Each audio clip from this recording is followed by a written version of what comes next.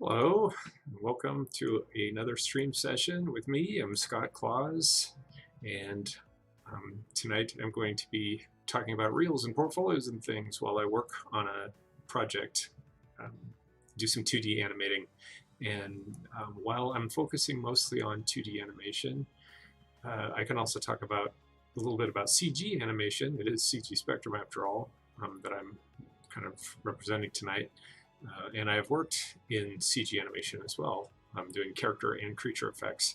So while I'm focusing on 2D, feel free to ask about anything if you would like to talk today.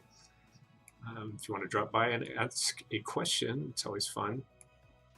But while I'm doing that, I will be drawing away on a scene and talking about that scene. As usual, when I start out, I always like to ask if you can hear me okay, if the music's too loud, if there's anything that needs to be adjusted. Just go ahead and check in on the chat window and let me know you're around if you like. So it sounds like things sound pretty good. Good to know. So I will get started. So what I'd like to do is start, as usual, by showing you what I'm working on and give you a chance to kind of see what that is. And then once I'm sure that everything's working out nicely and had a chance to talk about the scene a little bit, then I will start to talk about things that are to do with your portfolio or with your reel, or just simply how you get a job when you're going for a job in animation or in entertainment in general. Some of this stuff is pretty basic, some of it's common knowledge, but sometimes it's good to just hear it said again, just have someone mention that, oh yeah, that's a thing. That's what you want to keep in mind. Some of these things I've said in other streams. There are a bunch of other streams that you can check out if you're interested in streams, if you're interested in CG animation, 2D animation, concept art, things like that, Unreal Engine. We have a bunch of streams that are available for you to look at on whatever platform you're currently on, watching this on. And so feel free to check those out if you're interested in other things. But tonight the focus will be 2D animation. And then, like I said, once I get into it a little bit, discussing reels, portfolios, and even interviews, things like that. How do I get a job when I'm in the entertainment industry, specifically animation in this case, but even things like design. All right, so and again, please feel free, if there's anybody out there tonight, please feel free to ask me questions in the chat room at any time. We love having conversations when we're doing Twitch. It's fun, and it gives you a chance if you want to talk to somebody who's a professional. I worked at Disney and worked at DreamWorks on their 2D films, and then I switched over to their 3D films, starting with Shark Tale, and stayed all the way through Over the Hedge, and then switched over to doing creature effects, worked on things like The Golden Compass and Hulk movies, Life of Pi. But while I was in 2D, I worked on a lot of great films for Disney Studios and DreamWorks. You can check out my IMDb profile if you're that interested, Scott Claus, imdb.com. You'll see what I worked on. And feel free to ask me anything you want about those films, the production of them. There's some things I can't say because I've signed non-disclosure agreements, but I'm always happy to talk about whatever I can if anyone's interested. So, well, welcome, Oscar Francis. Nice to see you. And still struggling to get a job. Yeah, well, here's the thing. The reality of the situation is that 2D is something that a lot of people are in love with, and there are probably more the people who are interested in the jobs than there are actual jobs out there. But that doesn't mean you don't still have a chance, and it doesn't mean you shouldn't try. And right now in particular, we were just discussing this, there are more jobs now than there were probably in the last 10, maybe 20 years since 2D sort of took a nosedive and was replaced for a while by CG animation solely. Just to get it out of the way, I've said this many times, I'll say it many more times to anyone who will listen. I do not discriminate 2D, 3D, paper cutouts, clay animation, collage, even titles to some degree. Anything that's motion graphics, I'm in love with, and I would promote it. And I don't feel it's a situation of either or. I feel that each discipline has different aspects of it that you need to focus on, but I don't believe that it's like, oh, we have to have it only 2D. That's the only thing that makes money. It's the only thing that people want to see, or 3D or CG or any of it. It's all good. So I just get that out of the way, right? But I've done all of them and I love all of them. So just want to clarify that. But yeah, we're there probably aren't as many 2D jobs available as there were when it was my turn in the 90s. When there were a lot of jobs and you could get very picky about what you wanted to work on, the kinds of film. I was always able to pick, the films that I wanted to work on to some degree. And I don't know that that's the case anymore. But look at something like Netflix. They're producing all this 2D content and 2D, 3D hybrid content. And what they're probably really looking for is people who can work in digital platforms but understand 2D concepts. Because some people I know who work there in high positions, they are 2D people from way back, and they're used to working with paper, and they have a very specific way that they like to do things, and that's great. But they also understand that the world is different now, and that digital media is a thing, and you shouldn't be afraid of it. You should embrace it. Anything that's a new tool, it's not always easy, and I struggle with it myself. We all do to some level, but embrace it. Be excited about it and learn it and spend time with it. And then if you really, really don't like it, maybe you're not to go in that direction. You should go a different way. But give it a real chance. I always tell the story that I hated Maya when I first started it, that I didn't have anybody teach me. I had to learn it by myself with a big, huge book full of cracked tutorials. But I did it because I really enjoyed the medium. I enjoyed making characters come to life and breathing life into a character that was just sitting in a pose at first. And then the same thing with 2D. I was always in love with the idea of making our drawings come to life, and I still am. And that's what I'm going to work on a little bit today. So got a question here. So you work on 3D as well. That's great, Oscar. That's really cool. That's just ups your game a little bit, that you have multiple disciplines that you are able to work in, even if you're not an expert. I don't know that I was ever an expert on everything that I always did, but I could do it, and I showed aptitude, and I showed excitement and interest in it, and that's what led to me getting some chances. Put in an application for a project for animation. Cool, doing 2D. That's great. Yeah. So one of the things I wanted to talk about today, and one of the project I'm going to work on today started earlier in my career. That's why I chose it for this topic tonight. Is you may find that you're not going to get your dream job the first time out. Sometimes there are people who will get their dream jobs. I don't know what Dan Wagner was doing before I met him at the Swan Princess movie. He went on to oversee animation at DreamWorks, and I believe he did the Kung Fu Panda, and he was definitely a master of 2D animation. But when I met him, and he was younger than I was in my 20s, he was already who he was out of the gate, but that doesn't always happen. So a lot of us started from the ground floor, and I mean the ground floor. I actually swept the ground floor and started from the ground floor and worked our way up to the different disciplines on the job. And as a result, I was able to step in when they needed somebody. If they needed somebody to help out with one of the other departments, I could go do cell Xerox. I could paint. I worked in camera. I didn't work in it, but I helped out. And then obviously I was constantly doing animation, and started as an assistant, and then just kept working my way up through the ranks. But I started my first animation studio. I started as a courier. I was a driver. I was driving elements back and forth. How excited was I when they said, "Oh, you're going to have to go to Disney Studios. Here's a box of stuff I need you to take." We were working on commercials for them, for Disney at the studio. And so I got to go to Disney Studios, and I was like, I wonder if I can pull Spielberg, jump out, in the bushes and then pretend like I work here. But turns out I didn't need to. I ended up getting a job there anyway. But I was just very excited that I got to go there. Never would have gotten to do that if I wasn't a driver, because if I was working for the studio as an artist, I would be sitting at a desk all day. Because I was a driver, I got to actually go to the studio, see what it was all about, look around, poke my head around the campus. It's beautiful, obviously.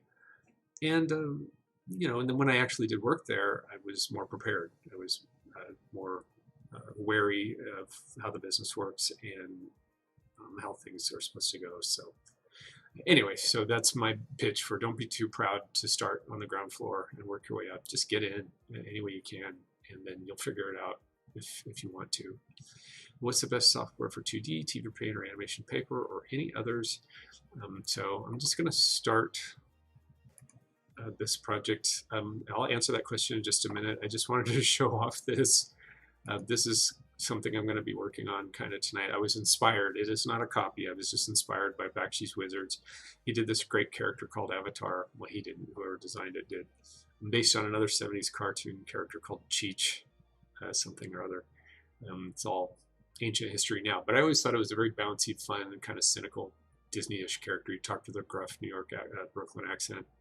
But he was also mingled with all these cute Disney pixies and stuff.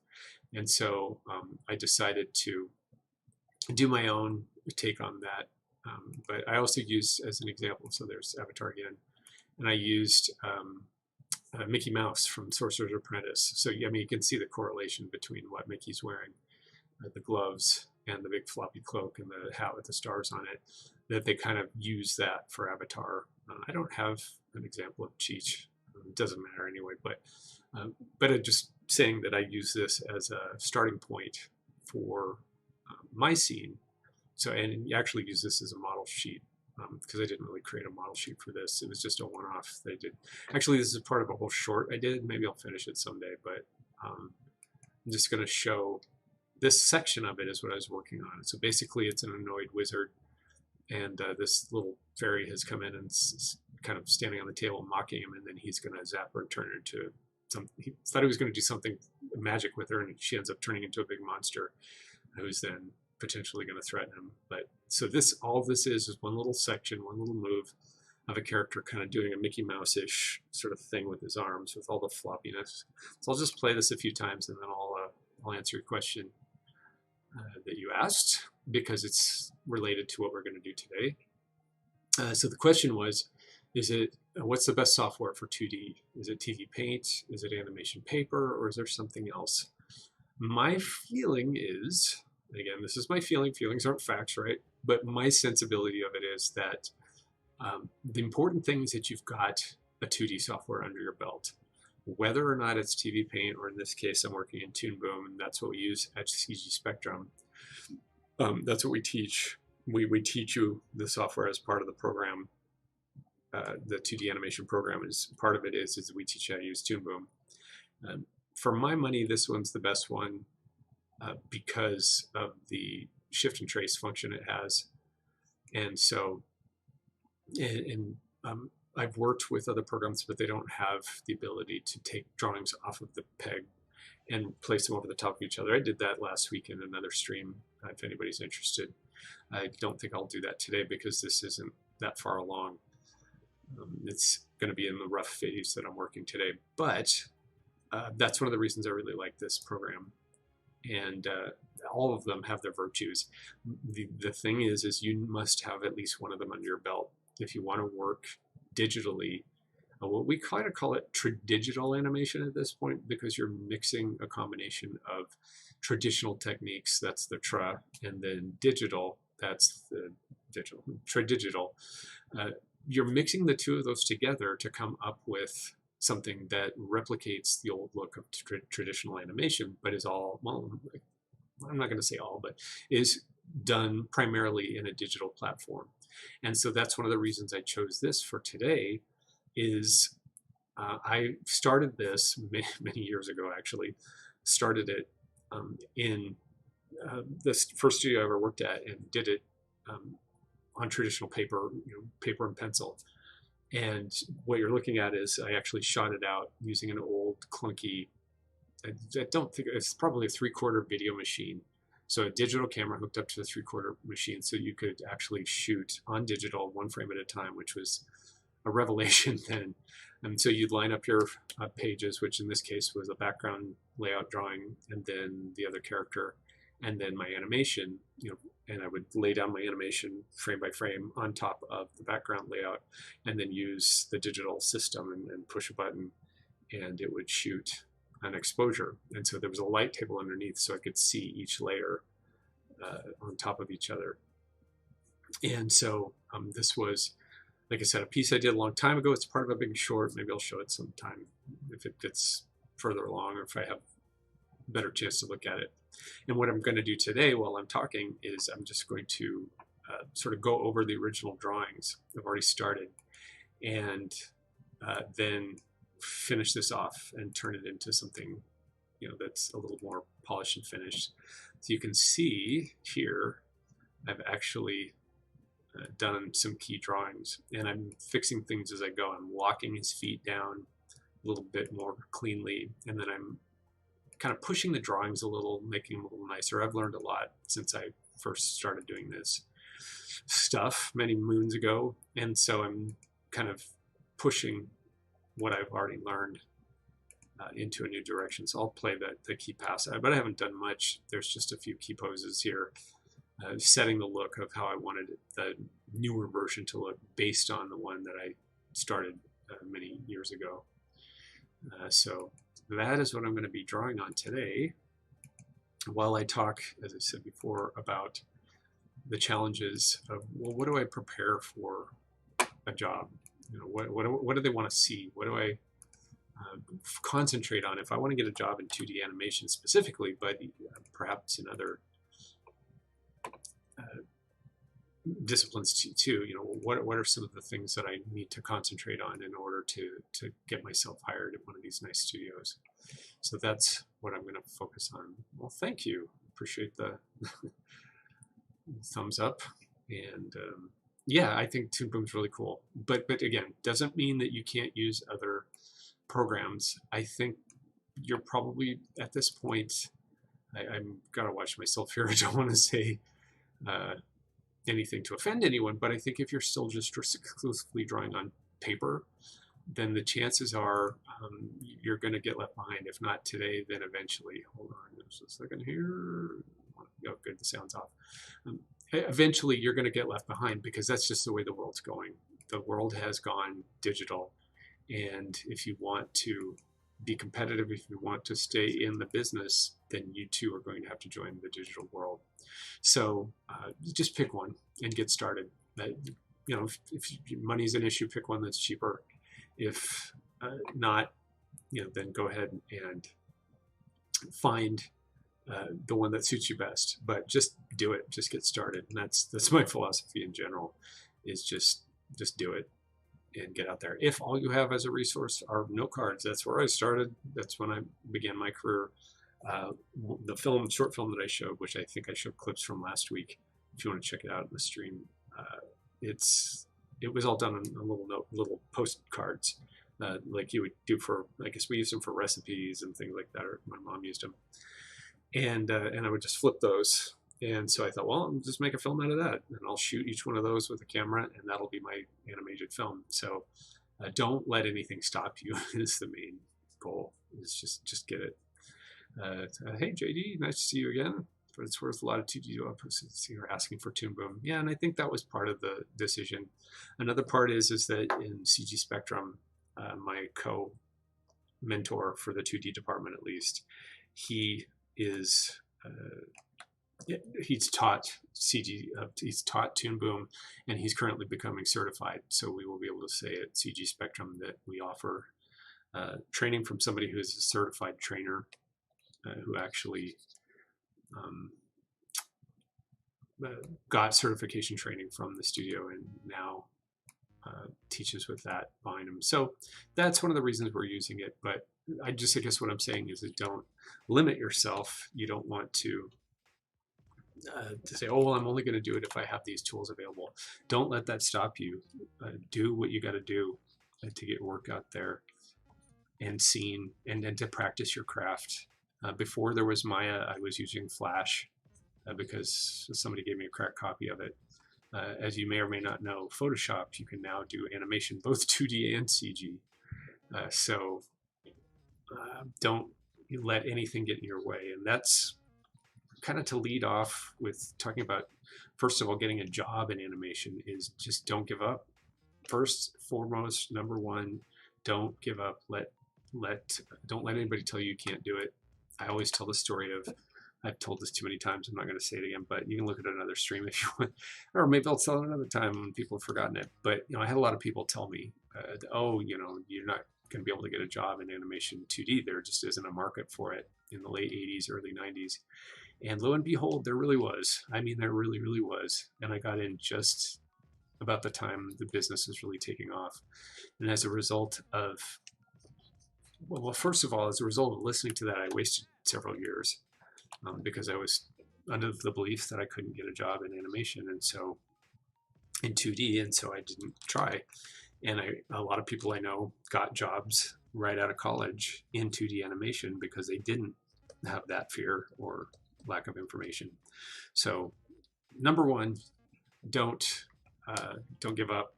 Don't listen to people when your parents are going to probably say you need to get a real job, and they might be right. You got to pay the rent. I was fortunate that I had help from my parents to get started in life. But I understand, that's not always the case, and you have to weigh your priorities, and not everybody can risk everything, and you probably shouldn't risk everything. You can't risk any more than you can afford to lose. That's just a general life hack. But if you do have the means, then use it wisely and use it on things that will help you. Question, how much does it cost to learn at CG Spectrum? I don't know. I honestly don't know. I don't take classes at CG Spectrum, so I honestly don't know how much it costs. What I do know is if you go to the website, you can inquire, and they may have it posted too. I'm sorry, the website's listed. If it isn't, it's cgspectrum.com, but it should be listed, and there are plenty of people standing by just waiting to talk to someone like you and give you a heads up about how much this stuff costs. I know there are different tiers you can take. For example, if you don't want to invest in the whole program of 2D, you can certainly take the first 12 weeks as a one-off, and then if you like it, you can continue on, and there are no prerequisites, at least as far as I know. You just have to understand that you're going to be doing a lot of drawing. If you don't like to draw, if you don't know anything about drawing, it'll take you some time to get up to speed, but we're ready for you. Just that's what I ask on the first day of classes. So so just inquire from the website, and they'll be happy to tell you. And plus it changes too, I think, like I said, depending on the tier, depending on what's doing different with the school. But yeah, just drop them a line. They'll be more than thrilled to hear from you and give you any old information that you like. They're really nice too. It's based out of Australia, and they're so courteous and so wise. So there's no fears of any of that, just for the record. I don't know, is that bias? I don't know, whatever. But yeah, so yeah, just check it out. It doesn't cost anything. Oh, and here's another little bonus. They have, as far as I know, they're still doing trials. So I think you get to try it out for free. Take some of the lessons with the idea that, well, if you like it, then you'll maybe continue on. But there's no obligation. I think, again, don't quote me on this. Check it out. Check out the website. I don't do the trials, so I don't know 100% how they work. But as far as I know, they have a trial program where you can test it out and see if it's for you, and then continue on if you want. So yeah, give them a holler. Like I said, they'll be thrilled to hear from you. That's what they do. And for the record, that's kind of part of the reason I'm here, as if you hadn't guessed, is if anybody's interested in the school, check it out. They'd love to hear from you.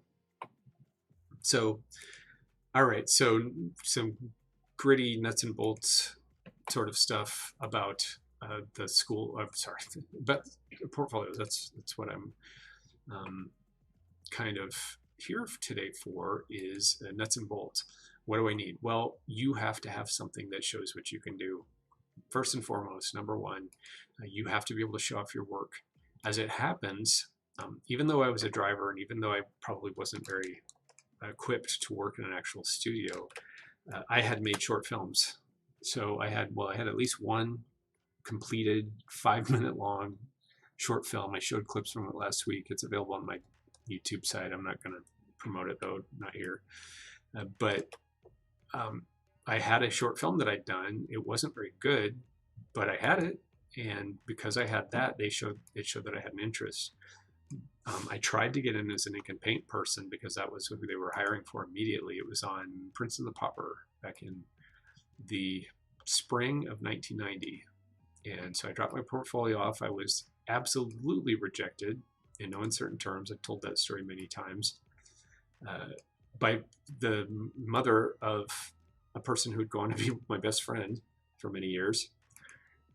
But she told me in no uncertain terms that my work was not up to snuff and that I needed to, well, she didn't tell me to do anything. She just said it wasn't up to snuff and just to basically stop wasting her time. And, you know, at first I was pretty upset and I really took it hard. But the more I thought about it, the more I began to realize that it was a challenge, that she had given me a challenge. And I could either be disappointed and depressed and just go on with that, or I could use it as an opportunity to go, I told you so. And when I ended up actually being best friends with this person's son, you know, we all went out to lunch together. We were great for best, you know, we all ended up being best friends. I asked her point blank, I said, you know, why were you so mean to me? And she goes, well, because I was fielding portfolios every single day of my life, and we were under the gun trying to finish off this film. And she was an ink and paint person, and here I've got this person who doesn't have any skill whatsoever. Obviously, it was not, you know, it's insulting that somebody who hasn't even worked at this thinks that they can just get a job doing it.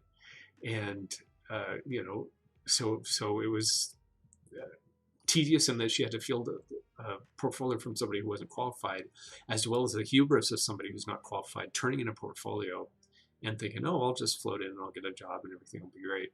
And so, you know, I ended up with a job at the studio anyway, but then I took a step back and took the time to actually learn the things that I needed to learn. And because of that, you know, I was a better artist. I was a better person. Whereas if I'd gotten a job, I wouldn't have lasted very long because I couldn't do it. I was just trying to bluff my way, or, you know, I was just trying to get in any way I could.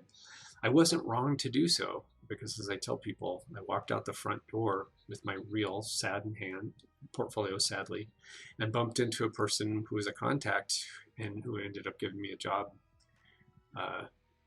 or helping me to get a job as a driver, a lateral move to the studio, and then I worked my way up from there. So, you know, she did me a favor. So don't, lesson number 6,000 for the night is don't give up when somebody criticizes your work or tells you you can't do it. You just have to believe in yourself, or maybe be a little naive and young as I was. I didn't have any other choice. I mean, I gave up, but it ended up doing it anyway. So, hey, who's Bounty? You did the trial for 3D modeling. It was a 3-week class. It's Q&As every week, an hour long. That's great. Great information to know. So it lasted 3 weeks, and you met for an hour every week. That's kind of how it goes with the regular program at CG Spectrum. The only difference being they're 12-week programs. You meet once an hour, but then you can have follow-ups where you get critiques on your work in the Q&A, and then you follow that up and get more critiques if you want when you resubmit. And you're with the same mentor for the entire time, and they go over your work and they know your work and help you evolve. So that's great to hear about the trial. Thanks. Hey, Drawn Skull. Nice to see you again. As an upcoming filmmaker, reading your message here. Just curious.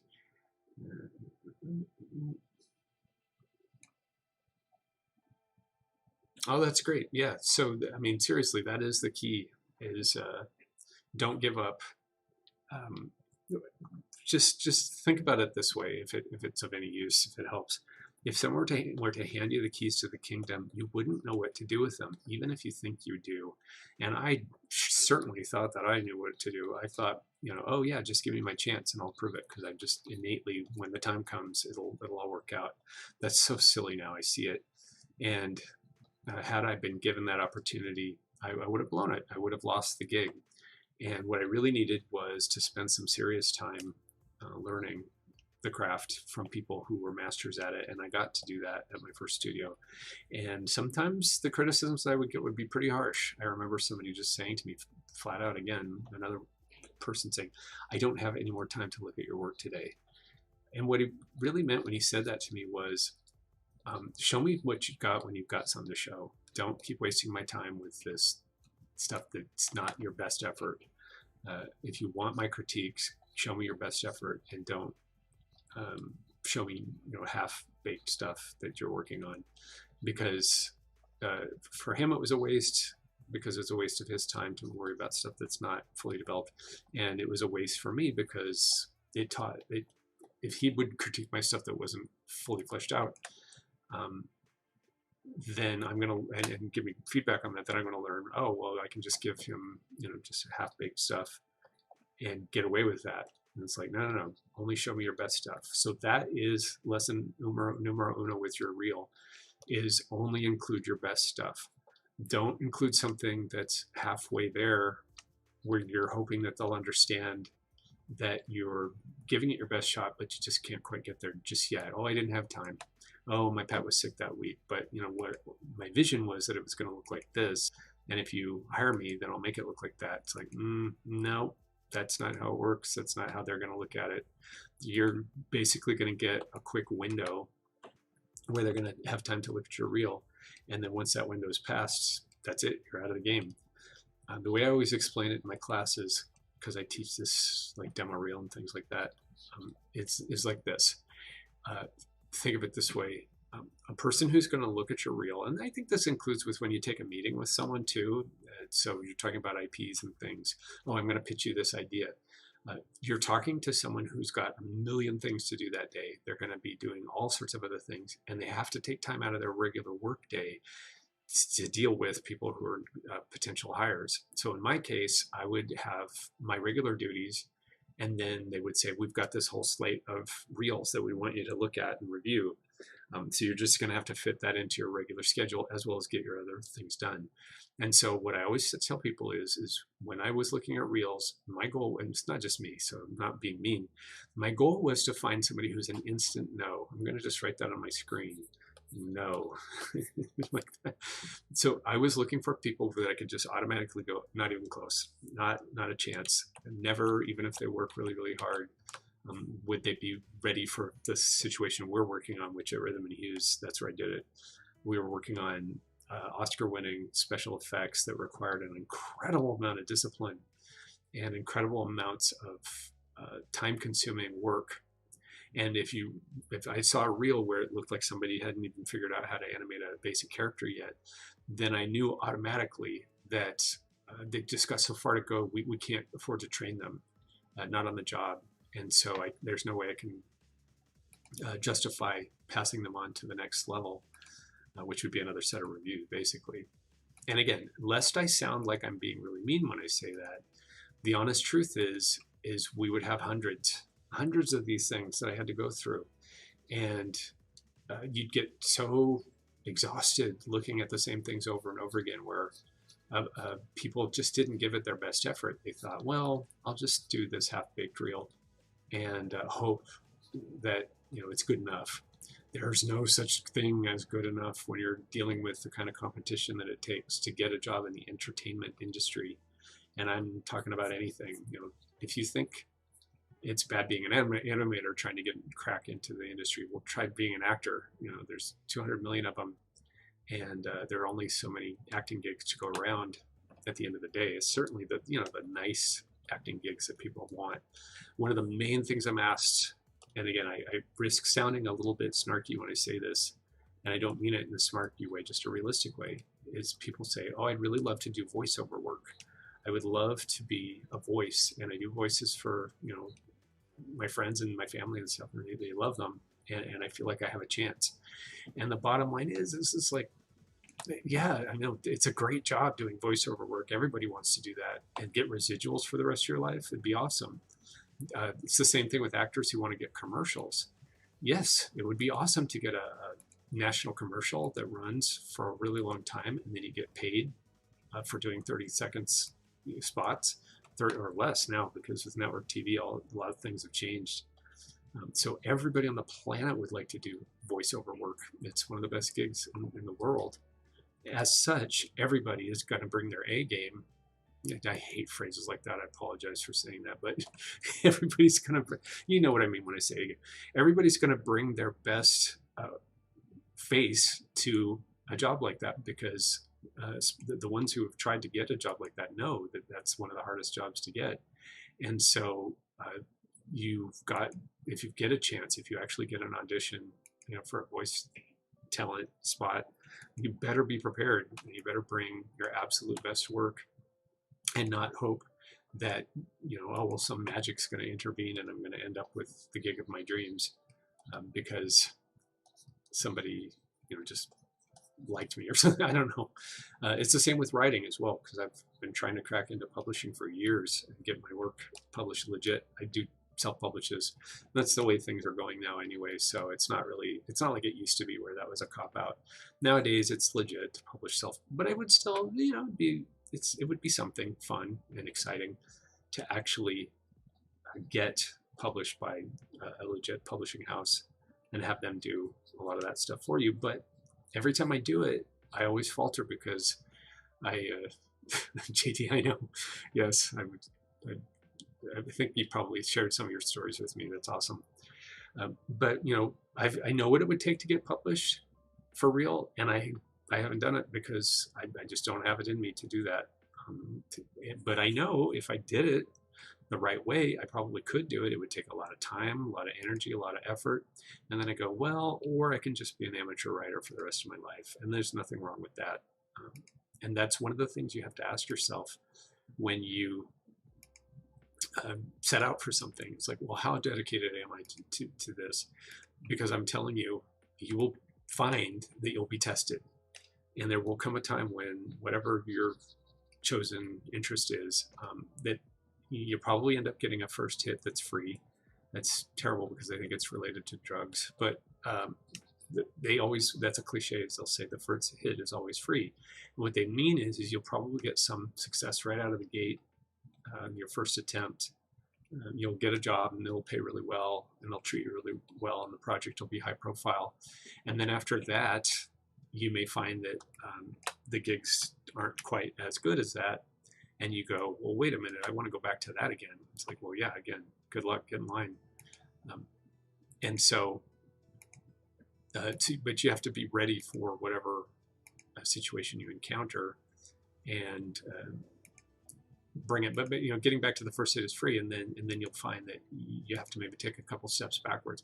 So the point of it is you have to really love what you're doing and understand that even if you're not working on the best projects ever, you're still doing what you love to do, and you're still ahead of the game if that's the case, even if you're not working on the best projects necessarily.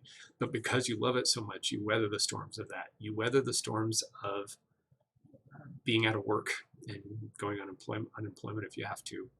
You do what you have to do because you can't imagine doing anything else.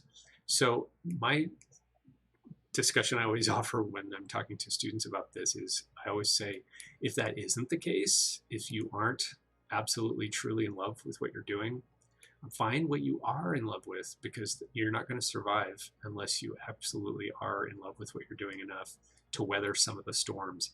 Again, this is the entertainment business. This is not, I'm going to be an accountant and at tax time things are going to pick up. It comes and it goes. There are times when everybody wants to do cartoons, and then there are other times when nobody wants to do cartoons. And if you really love it, you're making cartoons whether you're employed or not. I always was, certainly. And that's sort of the test of the stamina of people who love this stuff. They do it even if they're not being paid to do it, because they just love doing it. So your resolution is you're going to continue to work at your craft even if nobody pays you to do it, and be coming up with ideas for short projects and doing short projects, doing short, quick little bits of animation. Whether you do CG or 2D that's not the point. But the point is that you're going to continue to work at your craft regardless of whether or not you're working in the business and getting paid to do it. And then one day somebody's going to say to you, oh, we need somebody who can do this. Can you do this? And you go, yes, I can. Bam, here's my reel. Here's my portfolio. Here's the stuff that I've done. Take a look. Tell me what you think. See if it's a match. And then you're off and running. And then you just got to prove that you can continue to do it and prove that you're a good artist. The first thing that you got to do is get seen, which means that they're going to look at your reel in the first place. There are lots and lots of places who are doing internships. I'm come and go with this. Sometimes I follow up on it, sometimes I don't. But your mission is to follow up on it and go, okay, does Disney have an internship? And if so, what are their qualifications? And start tailoring your reel to that right now. Whether you're in school, whether you're out of work, whether you're working for somebody else, but that's your ultimate goal. And again, there are lots of places to work besides Disney. That's just one. Most big studios that I know of have internships available because it's, well, I'm not going to mince words, it's cheap talent. But it's also upcoming talent. It isn't just about the cheapness. It's they want to be there to discover who the next great visionary is. And so get yourself out there by applying for internships. The thing is as anybody who's done this before will tell you, is trying to get an internship is easily as hard as it is to get a job at one of the high profile studios, which include ILM, Weta, and then 2D. Well, again, 2D Netflix probably right now. They're probably getting a little more picky as we go, but that just doesn't give you an excuse not to do it. What it means is give it your best, give it your best shot. And if you don't get it right away, keep trying, do something else.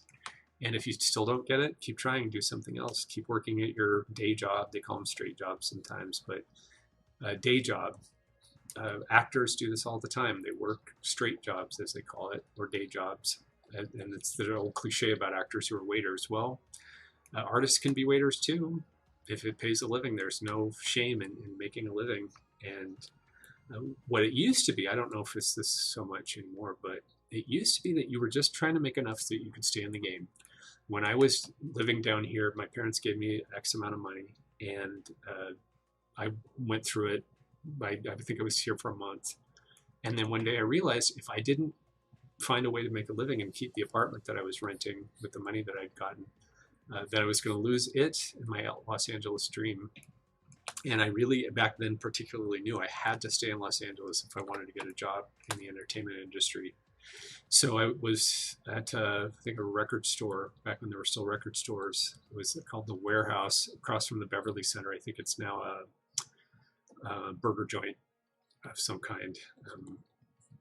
I can't remember the name of it. Anyway, but I was there and I was looking at records, and I overheard this guy say, oh, well, I think they're hiring at Bullock's.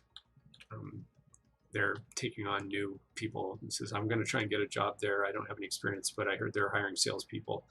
And so I'm going to try that out. So I walked right across the street, went to Bullock's, which is the top floor of, I think it's Macy's now. Maybe it's not even Macy's anymore, but it was one of the big department stores in the Beverly Center on Cahuenga, I think. It's a famous landmark building. And walked right in, said, hey, can I apply for a job? They hired me either on the spot or shortly after I left. And I got a call. I didn't even have an answering machine, so I had to sit by the phone all day. I mean, that's when I tell my students I was around when dinosaurs walked the earth. I'm not kidding. That's what I meant. Is couldn't even afford an answering machine, so I'd have to just sit in my hot, unair conditioned apartment all day long with the beach beckoning out in Marina Del Rey or Playa del Rey, and wait for somebody to call me. Well, Bullock's called, and they said, yeah, we'll hire you to sell sheets. So you're going to be hiring high-end sheets to rich people. And your job, they trained us, will be to try and get markups, sell up, try to sell them up and get them to buy more garbage than they actually need. I'm not saying that the sheets that they sold were garbage. I mean, I'd be so lucky to have, I don't know, 1,000 count silk sheets or something, whatever it was. I didn't really learn that much about it, unfortunately, because I didn't stay there too long. I went through the training. I had a friend who was working on my behalf who worked in the industry, who was trying to get me a job as a driver or an assistant at an editing house. And the place I ended up with, it's still there. It's not an editing house anymore, but it's still a media place. It's on La Brea, 950 La Brea, I think. Am I talking too much? I was talking some garbage. Yeah, but yeah, so what happened was is that I was working I'm talking about sheets. I was working in the sheet department, and I was doing sheets all day, doing sheet. Yeah, no, I got it. Thanks. It took me a minute, but I got it. Yeah. But I was trained for 2 days, and they even asked me, they're like, well, you worked at Disneyland. Can you tell us a little bit about what their policies are and how they do such a great job training their people? And I told them, I thought, oh, bonus points. But they were going on and on and on about the fashion and fashion industry and a lot of things that I just knew nothing about. Talk about being a fish out of water. And I was like, how am I ever going to do this? I was like, well, I'll figure out a way, just like I do with everything. But I was clearly out of my element. It was, I think, I don't know, 15, wasn't that much. It was minimum wage, whatever that was at the time. Not a lot of money, but I figured out, it's like, well, I can keep my apartment here. I can actually stay here in Los Angeles, and that's all that was required. While I bought, it's kind of like gambling. It's like you just want to stay in the game. That's your goal. And sure as the world, it was a Friday afternoon, the second day of my training, which they were paying me to do, and I got a call, I think at lunchtime, because I'd given my contact, the dude who was helping me, the nicest guy on the planet, though I probably owe him much more than I ever paid him back. He says, I've got some bad news for you, Scott. His name was Scott too. And he says, I'm going to tell you something, bad news. You got a job at an editing house.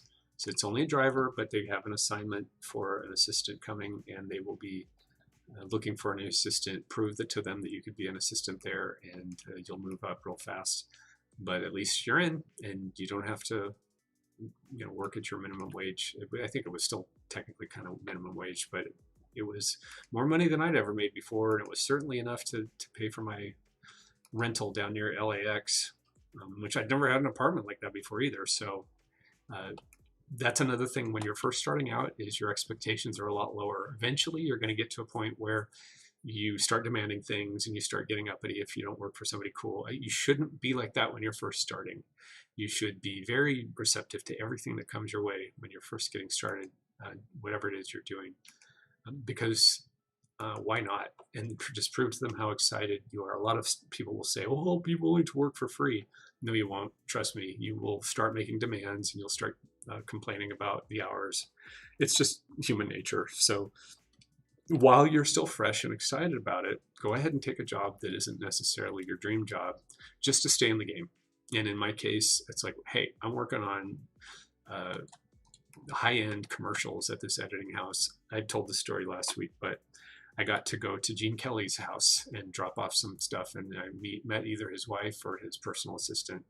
Don't know who she was, but and I got to peek my head in, and I didn't get to go in the house, but I got to actually, and that meant something to me at the time. It's like, that is not something that would have happened if I was still living in Oregon.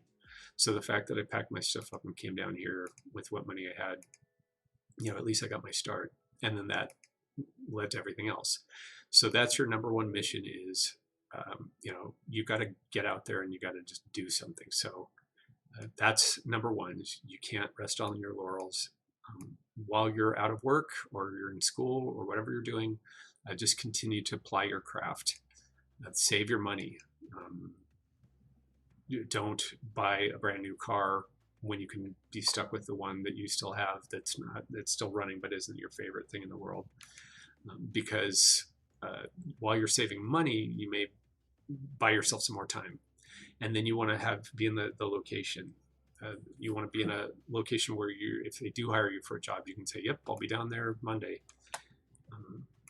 So if they're still, once pandemic and stuff is over, assuming it ever is, then you can say, well, yeah, I'm available. I'm right down the street. They would ask me that all the time. They'd say, are you in town?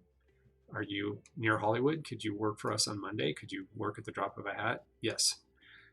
Nowadays with online, it's even better. So people will say to you, oh, well, do you have a setup? Do you have the proper computer setup so that we could set you up with our software and you could go? So that's a big part of what you should be prepared for while you're still getting ready, while you're still in the pre-hiring mode. And then while you're in that mode, it's time to concentrate on what are you going to put into your portfolio or your reel. Well, that's a tough one because you have to cater it towards what you want to do. Many of the time I tell my students that you might reconsider some of the things you have on your reel based on the content. If I'm applying for a job at Disney, I am not going to be able to do some of the more violent stuff that I did. And in fact, and I did violent stuff. I did it in my short cartoon that I showed clips from last week. That would not fly at Disney, and I didn't even try. I didn't even bother putting that into my reel when I did apply to Disney later officially. I applied for Disney twice, I believe, before I finally got in without any reel whatsoever. They knew who I was. They had a recommendation from somebody who helped me get in there when they really needed people on Pocahontas, and also I had a rep by then. I'd done, I don't know, 3 feature films and a bunch of commercials. Some were Disney related, or they were Disney characters, and so they knew who I was, and they had me on their list because I had applied already twice before, and they told me point blank, they said, we don't have a position right now, but we'll definitely keep you in mind because you're definitely qualified. And that's pretty much what happened. When they needed me, boom, they said, can you start Monday? And I was kind of like, can I have like a month off? I just got off another film and I'm exhausted. And it's like, nope, just go right on to the next one. So anyway, be prepared so that when somebody asks, do you have this or that or the other thing on your reel, you can go, yes, I do, here, go. So cater your stuff to a specific studio that you want to target, but don't be tied to that religiously. Well, it's a terrible, wrong thing to say. Don't be tied to it systematically. I mean, you got to keep your options open. Look at me. I started out in editing, and then I ended up in animation. And one of the reasons I ended up in animation is they saw that I had been doing a lot of animation on my own. I was terrible, but they saw that I had been practicing and really was geared to it. I didn't get an animation job. I got into the studio, but once I was there, I would just do tests every single day. And I always talk about Mike Mitchell, who was hired around the same time I was. He's a director now, and he was from CalArts, which is where I originally wanted to go. But he just spent every waking moment making videos and proving, that he was not only interested, but getting better at his craft by making just short little videos all the time. And he eventually ended up being an animation director and then a director of live action. And now he does both. He did one of the Shrek sequels, and I watched him from afar. We didn't end up being friends. I mean, we all used to have lunch together. I wasn't like his particular friend or anything, but we'd go, when we'd be working at different studios, a bunch of us, we'd all just hang out. We were in the same peer group. And I watched as he just kept climbing. And I was like, well, it's no surprise to me because look at how hard he's worked to get there. And he's really good at it. He does great work. He did the first Trolls movie, I think. And again, not a surprise to me who watched him work so hard to get, but he did it because he loved it. And that's what I keep trying to stress. If you're not enjoying it, it probably wouldn't matter anyway because your work will show that you're not having a good time. So one of the things I always talk about when I'm talking about pitching yourself and trying to get a job is networking. How you don't want to fake it ever, because we can see when you're faking it. When I say we, I mean I've been schmoozed many times, and you can tell when somebody's not sincere. And furthermore, when I say that you're trying to network or something, what I mean is you're trying to find friends. I've talked about this before, but you're looking for people who are doing what you want to do, and you think you have something in common with them. What you initially have in common with them is that you're a total geek for whatever it is they do, and you just show them, how excited you are and how impressed you are by what they're doing, without looking for anything in return. And that's the key component. The one thing that most people forget when they are out there and they're hungry is that you're not looking for a handout. You're not looking for favors. If anything, you're looking for what you can do for that person. Is there something that they have or want?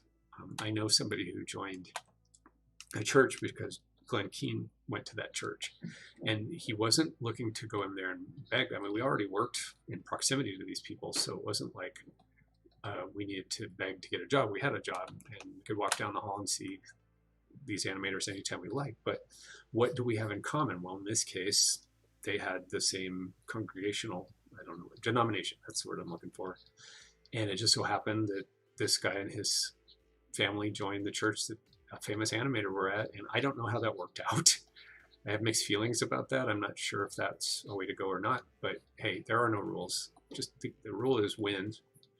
And so that was an idea. You know, it was something that this animator wannabe potential, he found it as an in. It's like, well, we have this in common. Can't hurt to try, right? But what he didn't do, at least as far as I know, was walk up to one of the famous animators we worked with and go, hey, can you give me my first break in the business? Can you be my first contact that gets me on my merry way that I feel I so richly deserve? Like I said, having been schmoozed many times, I can tell you, first of all, you always see it coming. You always know when it's happening. Nobody's fooling anybody.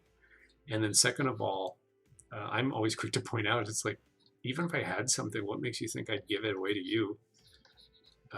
You know, if there's a gig out there, probably I would, well, back then at least, I was probably up for it myself. So I'm not going to give it away unless I feel that's something I couldn't do, and I might as well give somebody else a chance. That's just called paying it forward. But, you know, if it was an animation gig, I probably wouldn't give it to somebody. I'd probably try to get it myself. But if it was something I could help out, I probably would help a close, dear friend and not a stranger, or not somebody who's very obviously trying to get my attention because they want something from me, which happens a lot when I do speaking engagements. And I know that there's not a lot of time when you meet somebody who's doing a speaking gig. You know, let's say if you've met somebody who's famous, you want their autograph or something, and you've got this limited window, and you've got to, you know, just get aggressive and try and get to them. I did that with Ken Russell. That's how I ended up well, it was my first step towards being friends with his widow now. Was I went to a screening in Los Angeles of one of his films, and I knew he was going to be there, and I brought a laser disc, and I said, well, maybe I'll get a chance to get him to sign it. And he did sign it. We got to chat a little bit, and then I met him again years later. I got to do a photo. It's a long story, but I got to meet him in Portsmouth, and somehow magically got into his inner circle briefly before he passed away. And I'm still friends with his widow, but I did it because I was in love with his movies. I wasn't trying to get anything from him. I didn't want him to help me finance my first film. He was trying to finance his own films. He was still making films up until he died. And so I didn't try to schmooze or ask for anything. If anything, I felt like I was imposing on an event that they had invited me to meet him and Twiggy, of all people, and some of the people who worked on his films. And I was just absolutely starstruck. But the reason I got in is they saw me as somebody who was cool, you know, who was not going to be a geek and be disruptive of the event that everybody was there for. And so that's how I treated it. Was I had an opportunity to be a guest, and I acted as a guest, and they treated me like a king. That was their prerogative. But so it's the same thing with when you're trying to network with somebody and schmooze them, is be on your best behavior, be very polite, and don't ask for anything. If they give it to you, that's great, but don't be that person who's looking for handouts. Now, having said that, also remember what I said before, which is nice to see you, JD. Take care. Thanks for stopping by. What I always say is there are no rules. Break the rules. Break all the rules. Do whatever it is to get the job. So, you know, that's my experience. That's my request. People is please don't bother me too much if it was me. But you just do what you got to do to get the gig. So, assuming you've got some work set up some things to put on a reel or into a portfolio. And really, right now, portfolios should be digital. I don't know anybody who's asking for the real thing, hard copies of things, unless you're going for illustration or design and they want to see, oh, can you actually paint, because we're going to be using actual painted backgrounds, or so that's a situation there. But for the most part, you're going to have a reel that's digital. And so you want to go through your stuff and take a good hard look at your stuff, long hard look at your work, and ask yourself some tough questions. It's like, well, is this stuff that is going to get me a job? And if so, what are the things that are pertinent to the job I want to get? And then start cutting out everything that isn't your best work. And from what's left, then you order it this way, at least this is how I recommend people order it, is number 1 is your best stuff. So that's the 3-star. So that's the thing that's going to hook somebody. Then number 3 is your almost as good stuff. And that's like, you want to leave a permanent image in somebody's brain after they watch your reel. They're not going to remember everything you did, but you want to leave them with some impacting moment that they're going to go, oh yeah, that was the person who did the singing horse. Yeah, I remember that one. And then in the middle somewhere is all the stuff that's from 1 to 3 stars, but you just have a lot of it. But none of them are your this is like 3 stars plus and maybe 2 stars plus. And you order it that way. So right out of the gate, you get your very best thing. It's going to hook somebody. And then at the end, something that's going to leave an impacting image. And then you fill it in with the rest in between all that. That should be the order of, in my humble opinion. Want a different answer, ask somebody else. Do them in that order when you're going to show them. It should be under, I don't even know anymore. It's like, you want to do it in a minute. You want to do about a minute's worth of footage or less. That should be enough to show what you can do. And that's probably all you have anyway. In the olden days, we would show complete scenes because we wanted to show what we could do. Attention spans have gotten shorter. And also, most people can tell right away if you can do the gig or not. But less is definitely more. So just keep that in mind as you go. And don't try to overwhelm people with your magnum opus work, because it probably isn't as magnum opus as you think. And it's going to take up real estate on your reel. And then show it to people. And show people your stuff. And pay attention not only to how well it goes over, like people go, oh wow, that's really cool. You really got some amazing stuff on there. But pay attention to how people fidget. When I'm in a classroom as a teacher, one of the things that I think helps me right from the start was I would read the room. As they say, stand-up comics do the same thing. As speakers all do this. And when people start to fidget, you know your story's not working, and you know that you're not doing, you're not engaging them.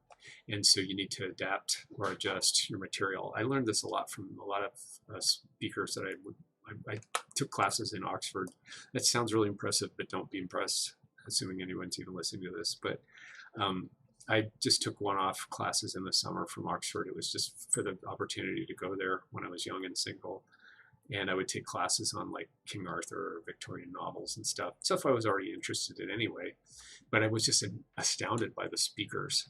And if I was smart, I would learn from them, and I would use that stuff more often.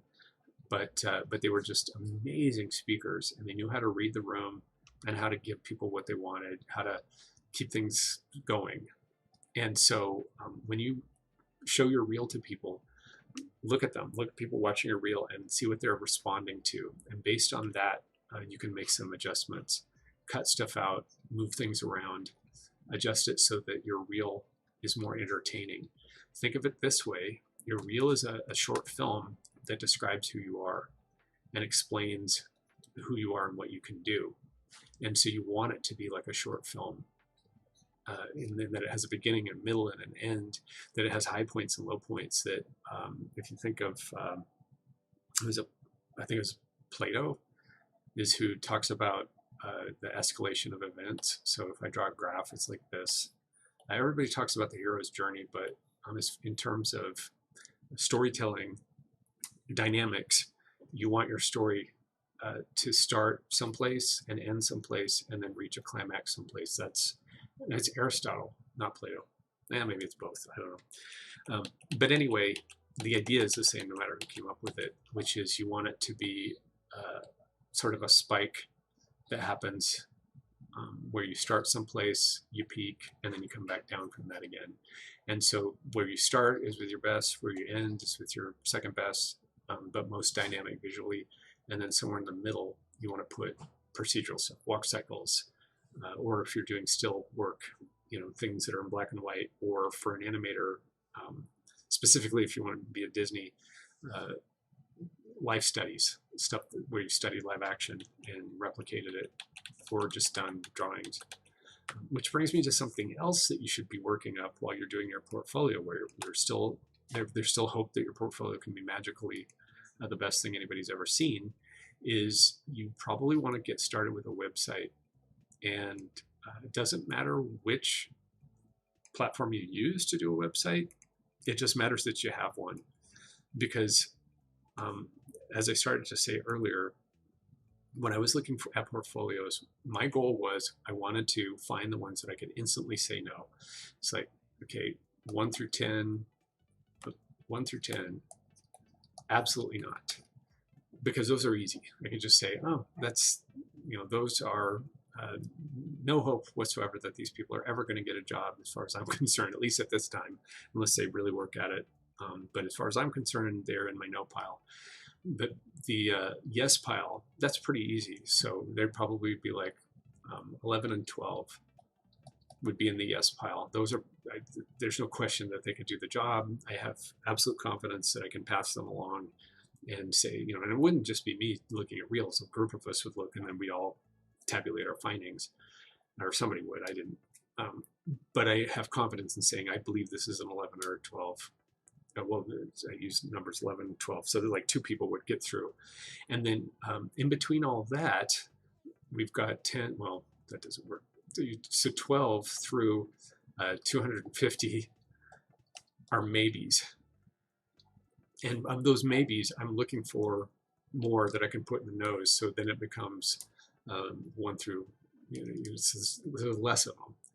And your best bet, in my humble opinion, if you're not going to be one of the instant yeses, which most people aren't, and if you don't want to be one of the instant nos, which is make sure that you give them their best stuff and that you've kind of run it by other people and you're sure that your stuff is good, then you want to be a maybe, because the maybes are the hardest of all. If I'm looking at your reel, if I was looking at your reel, the worst thing that could happen is I see one piece that you've done right at the beginning that's actually pretty good, or that caught my attention. It's not great, but it's pretty good, because now I'm going to watch. And the more I invest in you, the more time I spend in looking at your reel, the more likely it is that I'm going to feel like I wasted my time if you don't turn out to be somebody who's worthy of the gig. And so you, as a person who's looking for a job, your mission is to keep me engaged as long as possible, because after a while I'm going to be like, well, I spent all this time looking at this reel. I don't want to feel like I wasted my time. I'm still not going to pass it along if I don't feel that the work is up to snuff. But if you've gotten me hooked by being a maybe for a long enough time, then I'll go, well, you're at least going to go in the maybe pile, and that's better than the no pile. That means I'll go back and I'll look at them again when I've gone through everything and go, okay, these are the maybes. How's this one? How's this one? How's this? How's that? And then reevaluate it from there. But at least you got into the pile. You weren't an instant no. And so speaking of websites, the reason I brought it up is if your reel is connected to a website of your work, in which case you've got examples of your works in progress, other things that you can do. So a lot of people are very talented at doing different things other than what they're applying for. All that stuff's on your website. You're not asking anybody to look at it. You're not saying, here's an arrow that says, please look at this other stuff. But your reel is on your website. And if I see something sparkly and shiny, and if I've got a second, I'm going to click on it and look at it and go, oh, that's cool. They can do that. I would never have guessed that that's another facet of this person's abilities. And that's what you want. You want me to spend even more time on you than I would otherwise, with, again, just like I said before, the understanding that if I'm going to spend some time on you and invest in you a little bit, well, then I don't want to feel like an idiot for investing in you. So I'm going to maybe put you on the maybe stack.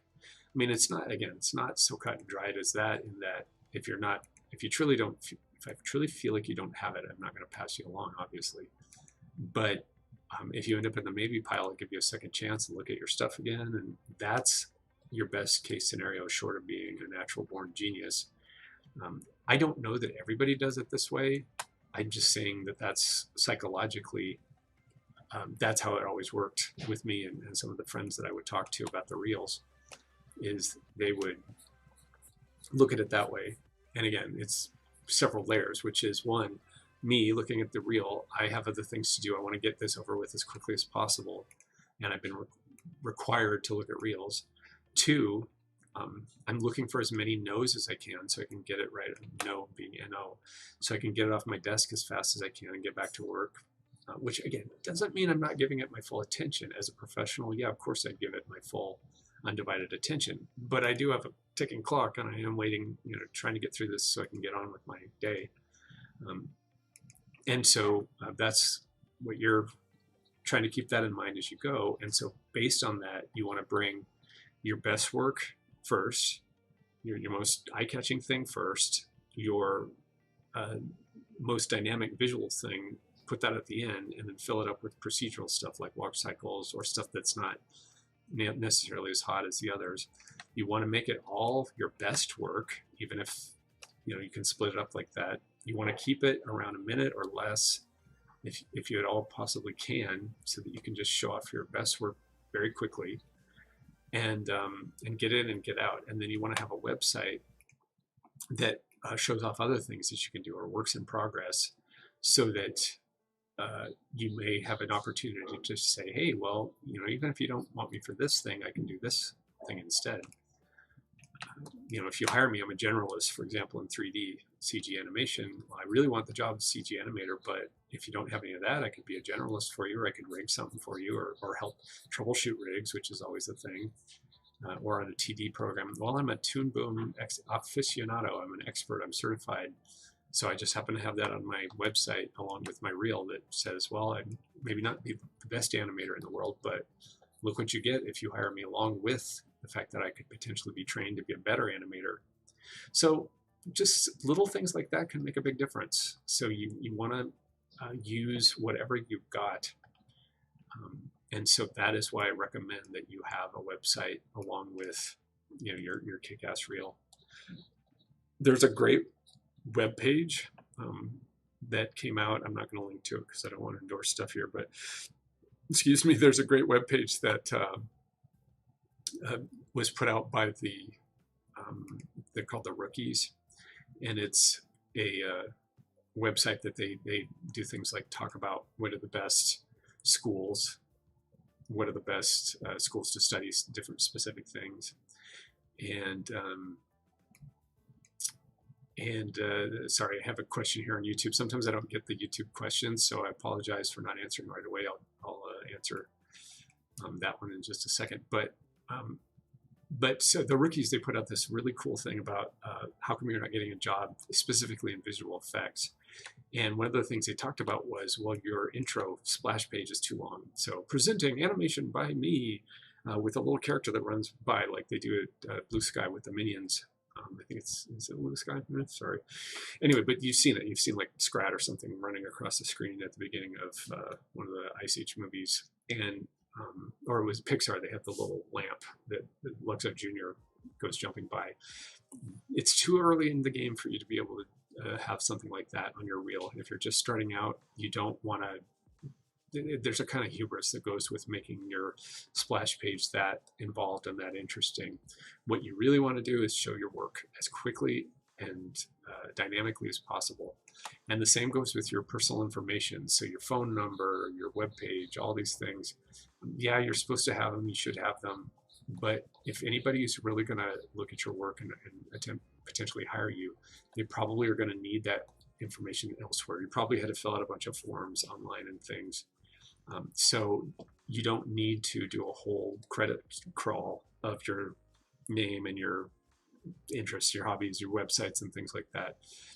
Unless it's clickable, they're probably not going to look at it anyway. And even if it is clickable, they might not have the time. I never did. I was just going through the reels as fast as I possibly could. So so don't worry too much about your, what they call, like, well, one thing that you can call it is a splash page, where you're giving your personal information and talking about who you are, and your contact information. Just get it in there, and get on with the meat of your reel, which is the scene that you put at the very beginning, which is your best work. That's your mission.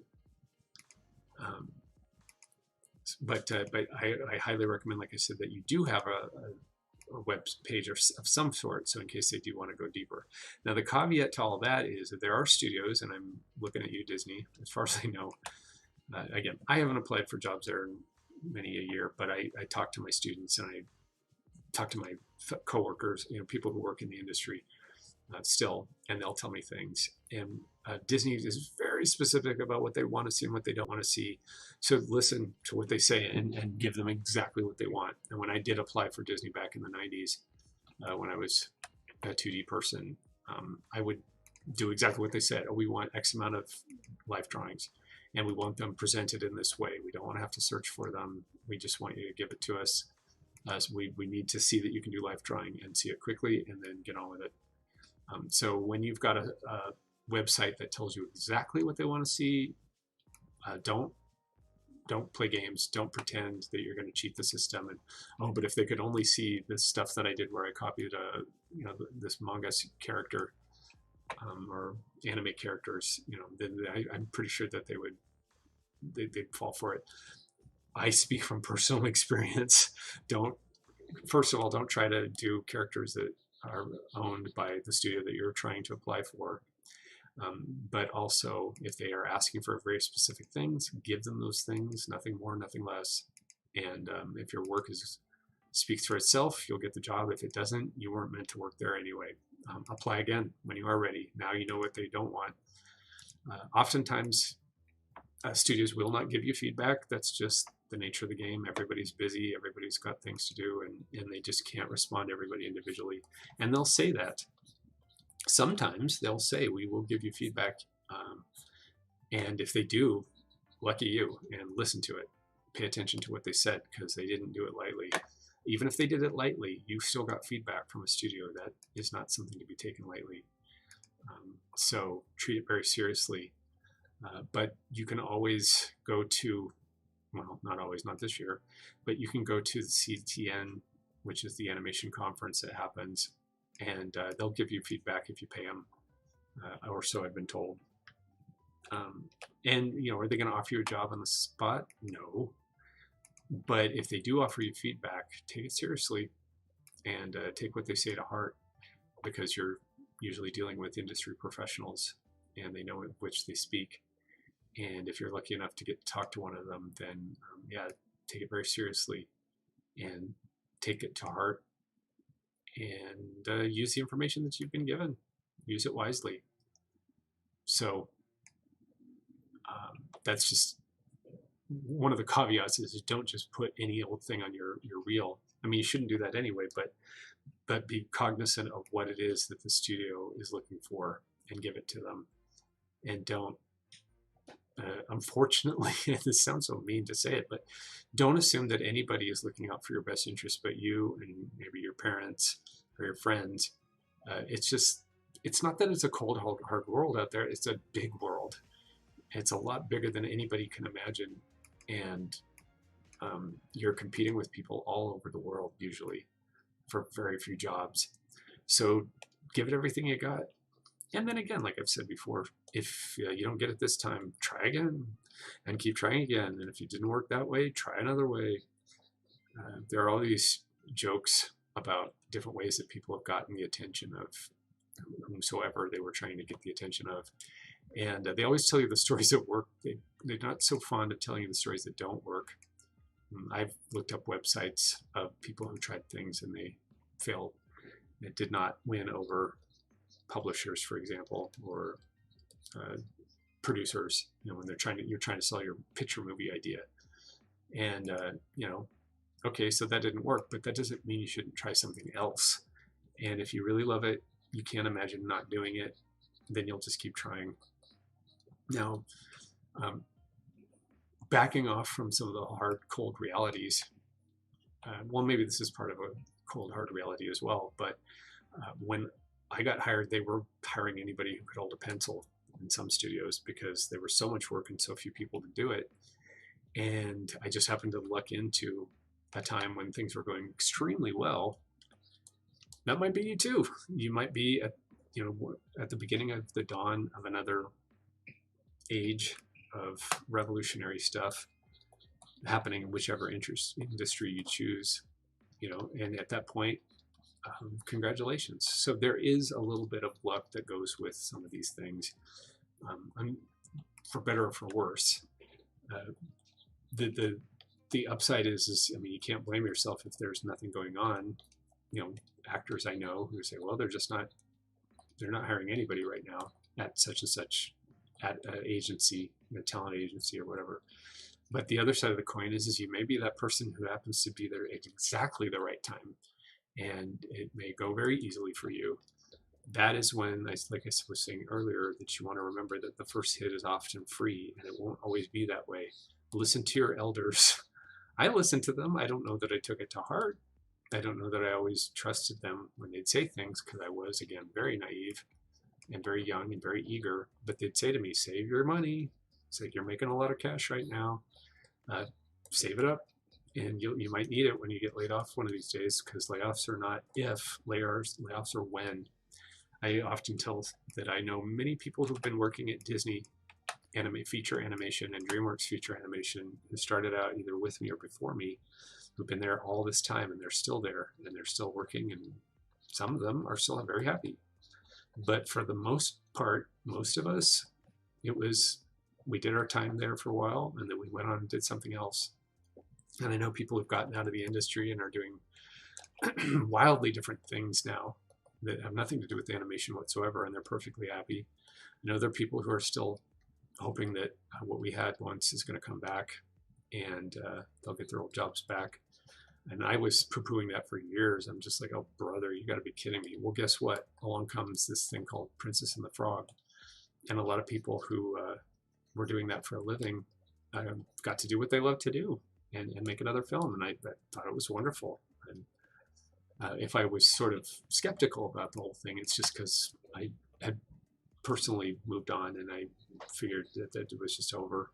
And there was certainly no reason to hang out with what I was doing before when there wasn't any work. And the people who did want the work were a lot more dedicated to it than I was. I moved into CG animation after 2D, and I didn't abandon it. I kept doing it. I still did it on my own, but I didn't work in it, and I didn't fight for those jobs anymore because I just didn't love it as much as I once did. But I know people who are still doing what they love in 2D animation to this day. And another one that happened was Mary Poppins Returns. And as far as I know, I wasn't there, but I'm friends with people who worked on it. It was done just like we used to do it in the 90s, hand-drawn on paper. And then the digital stuff took over after that, further down the pipeline. But it was all done hand-drawn, just like the old days. And that was kind of the point. And a lot of people that I knew who used to do it in the old days got hired to do it again and again. That's great.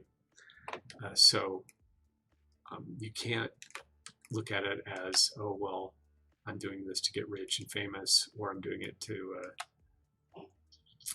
get rich and famous. You always got to keep in the back of your mind that entertainment as a business is always going to be shaky. And it's always been that way, and it always will be. And that's the same with acting, with anything that's tangentially related to entertainment or the arts. And it expanded even to that. So if doing book illustrations, for example, or I know people who did poster designs. I actually know somebody who is one of the models. Terrible, but one of the models for the poster for the Human Centipede. He's actually the face on that poster. If you've ever seen it, I don't recommend the movie. I don't know anything, but I'm just saying that it was a gig. He took it. He had to pay the rent that month, and so he was used as one of the models for the poster for the Human Centipede. I just think that's awesome.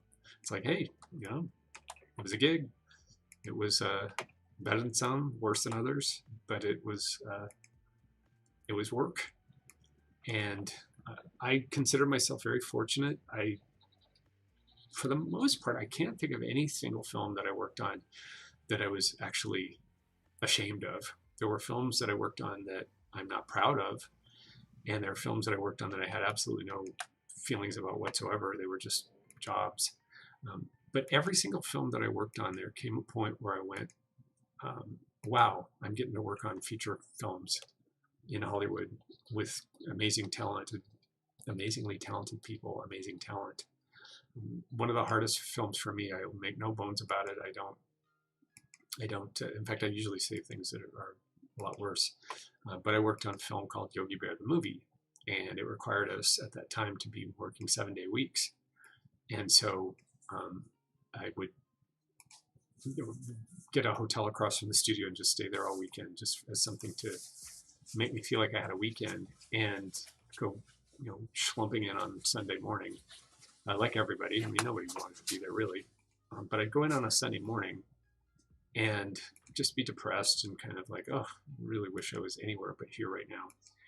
And suddenly it hit me. I'm in a multi-million-dollar movie screening room, and we're all sitting there with these dumb 3D glasses on, and the high-end ones, not the cheap ones, because the movie was in 3D. And then we're looking at our work, and I'm like, if I could have dreamed, even in my wildest dreams, I never would have guessed that one day, especially because I watched Yogi Bear as a kid in the 70s, that one day I'd be sitting in a multi-million-dollar screening room watching my work where I'm animating Yogi Bear on a huge screen that's going to go out to millions of theaters. And it's actually my stuff on the screen. I'm the one who animated that Yogi Bear scene. And then I actually would get to go downstairs to the screening booth where the computer was, and I would actually run my scenes and say, okay, I did this one. And then the director would say, okay, could you fix this up or do that? Or the supervisor, whoever he was that day, he would say, oh, well, why don't you fix this or fix that or do this or do that? And, I just thought to myself, it's like, wow, look at me, the kid from a small town in Oregon who never really, I hoped that one day I'd be able to work on big budgeted, cool movies, but I never really knew I would. I just didn't think about it at all. I just said, well, I'll just play this game out whichever direction it goes in. And certainly by the time I worked on Yogi Bear, the movie, I was pretty burnt out. And it was right after that film that I became a supervisor, which made all the difference in the world.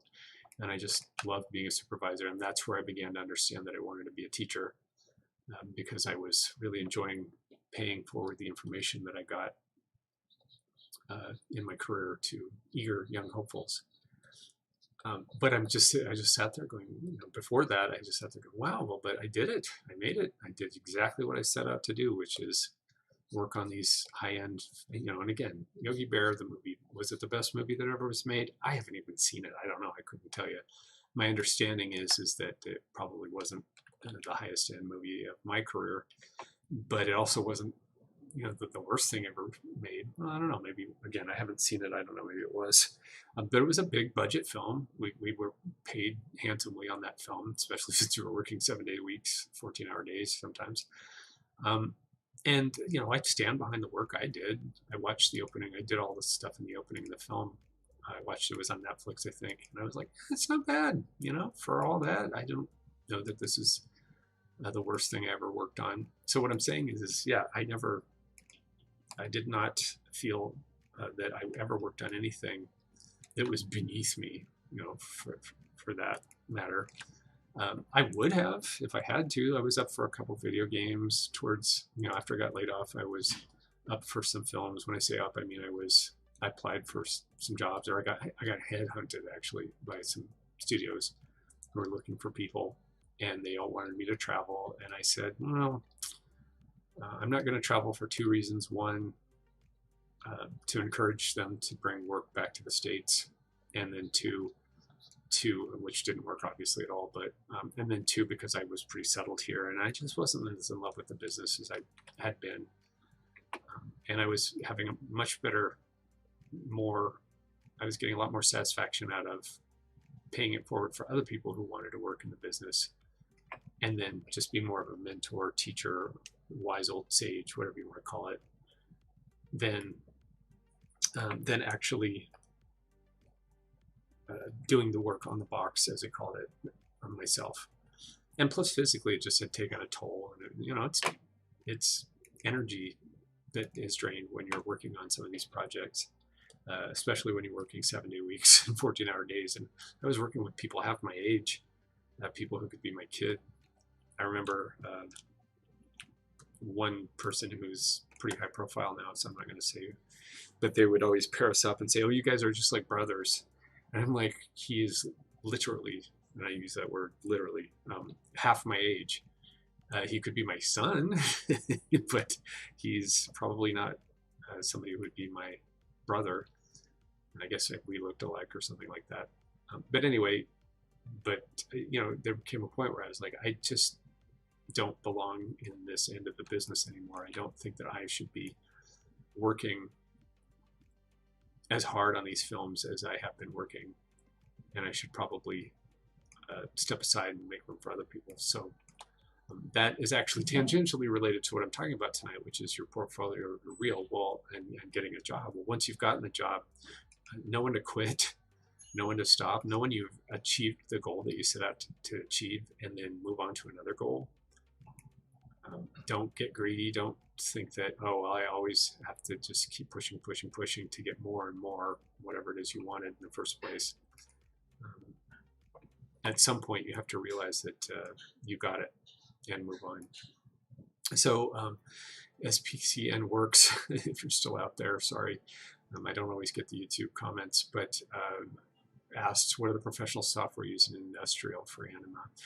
You know, I mean, I think the question is this, the answer is the same, which is a lot of people are using Toon Boom, a lot of people are using TV Paint, and then a lot of people are using proprietary softwares that are very specific. What do you need to know? You need to know how a timeline operates, like the one I have here. So if you can see this, let's make sure you can see it.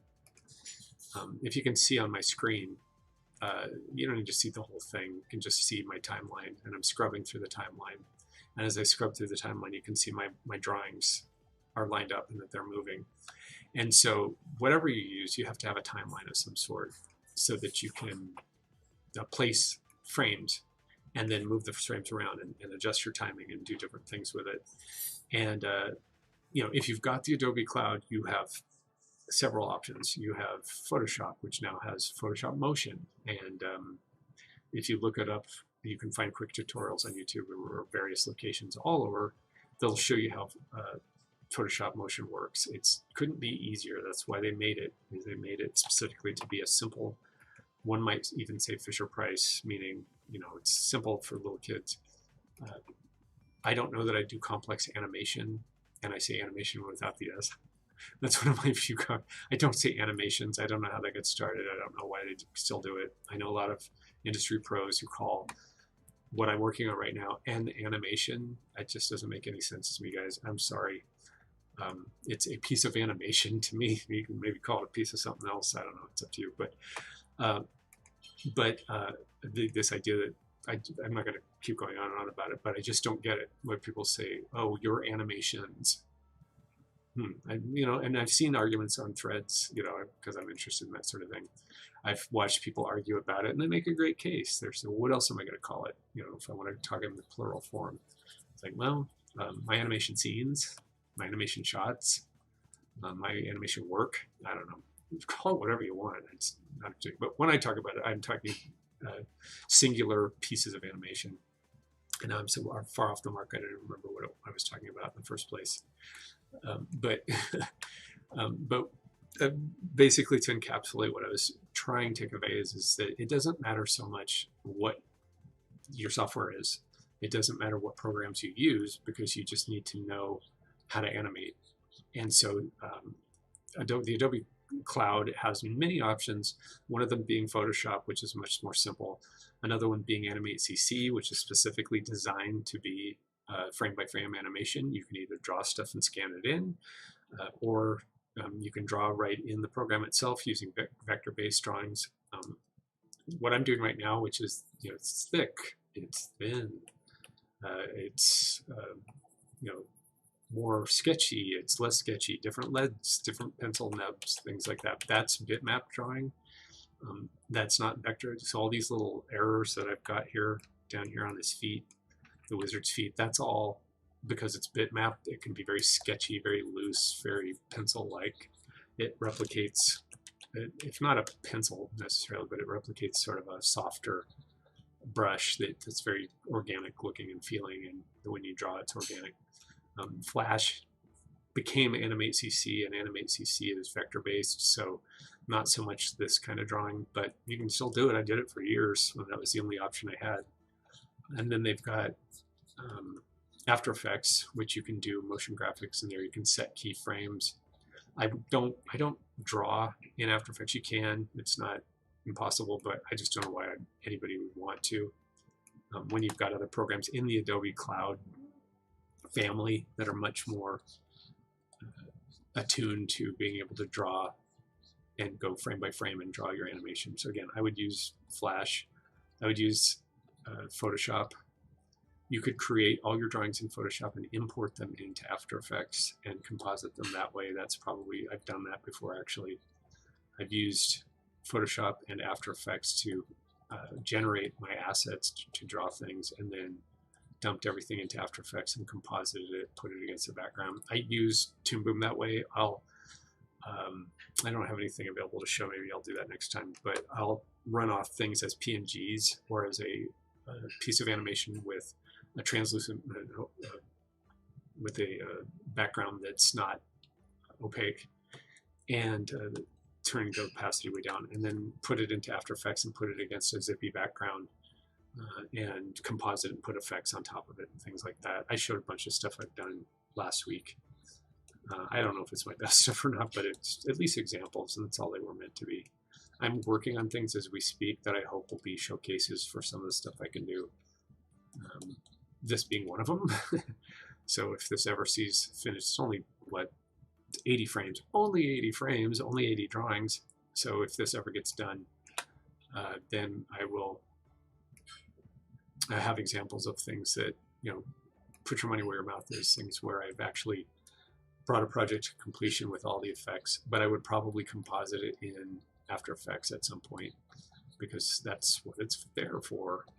But Illustrator, you can generate drawings that way in the Adobe Cloud. So I'm a big fan. I mean, I don't like the way things have gone with the Adobe Cloud. It's gotten really expensive and it's hard to, I think they actually do sort of an a la carte thing now, but it's still prohibitive. But hey, it used to be like $500 or more to get Photoshop alone. And I always say, they got to make their money some way. That's how the world works. And there are different ways that you can obviously get some of these things for free. There are freeware versions of just about everything nowadays. I just don't happen to know what they are. So sometimes when there are a lot of people in this stream, people start sharing things that they know they can get for free. But I don't happen to know any, and I wouldn't endorse them if I did. So I'm not about endorsing things. I'm just saying for people who are looking for stuff, it's out there. Do a search, and you'll find that there are always solutions to any problem. And part of creativity, what creativity is finding solutions to problems. I need to be able to animate something. I need to be able to composite something. I need to create a digital painted background. So the sky's the limit. Your creativity is the limit when it comes to this stuff. So in a nutshell, that's kind of what your mission is. If you're trying to get a job, you have to do all the things that I've said previously, which mean, putting together a nice reel, putting together a nice portfolio, probably having a website of some sort, and then you need to get yourself out there. We live in an age when anything is possible online. There are so many cool groups out there. I've mentioned some in the past, but you owe it to yourself to do some searching. It's not hard to search. Everybody should know how to search the internet by now. And so it's just a matter of finding the right keywords. Start with things you're interested in. If you're interested in a specific style of animation, well, find out what studio did that style. I said that to a student once, and he got a job. So he didn't get a job animating, but he was interested in a specific game that had a sort of manga anime style look to it. And so I told him, I said, well, find out what studio did that game, and then approach them. I usually say approach them with the idea that you want to do an informational interview. I want to talk to you about this studio and what it does and how you got there. I'm writing something for my school paper. That part doesn't really, that's up to you, how far you want to go with that. But, you know, again, just get your foot in the door and then do an informational interview, which is exactly that. You're looking for information. You're not asking for a job. You're not trying to schmooze and get them to offer you something. I mean, they're offering you their time if they go for this silly idea. So you want to make it worth their while. People love to talk about themselves. I mean, listen, I've been talking for 2 hours straight almost, and I do this every week. People like to talk about themselves, and usually people will be willing to offer you something if you're eager and you're sincere. But I can't stress that enough. You must be sincere. You must not try to BS your way through things because it won't work. People will see you coming. And just think about it this way too. If you blow it, then you're making it so that the next person isn't going to get a chance. I mean, not that you care maybe that much about the next person, but you are making it harder for the next person to try and get something too, because you've soured whoever did this potential informational interview. And so take it seriously and be sincere and just go for it. Hey, Sean, hey, better late than never. Yeah, I know, I got 15 minutes left. Well, hey, go back and watch it. or maybe I have students stumble in late to classes sometimes. They're like, could you just get me caught up on everything you talked about today? Oh, sure. Yeah, I've only been here for an hour and 45 minutes yammering on. No, I don't. That was directed at you. But yeah, you know, basically I've just been talking in very specific terms about portfolios and reels, how to get a job, stuff like that. So I was doing with this one with the hope that since it is recorded, if somebody did miss it or if they're randomly wandering by and they find this stream and it's got that title, that there'll be some valuable information to check out in what I was saying tonight about things that you can do when you're trying to get a job, when you're struggling, or when, you know, even like if you've reached a dead end, you're like, it's just not happening for me. Why? Well, bottom line is you need to keep yourself relevant by staying on top of what's happening in the world. And, you know, where are places that are hiring? Everything's out there on the net. You can find it. You just got to look for it. And finding out who's hiring and why. You know, for example, I didn't know Netflix was doing this whole thing until somebody told me.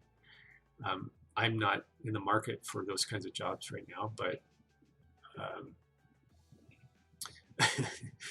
see how just being real comes a long way. Yeah, no, exactly. Yeah, that you caught it. Tishan, yeah, you caught what I was saying. Is being real makes a big difference. But keeping your eyes and ears open and exploring things on the net. Think of it this way: you should be interested in this stuff anyway. So I remember one time, I think it was one of the Snow White films or Maleficent or whatever that was.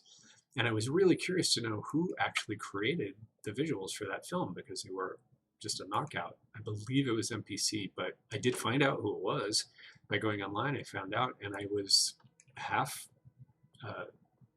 tempted to actually apply for a job with them because I was so impressed with their work. And, you know, should be so lucky as to work on films that look that nice.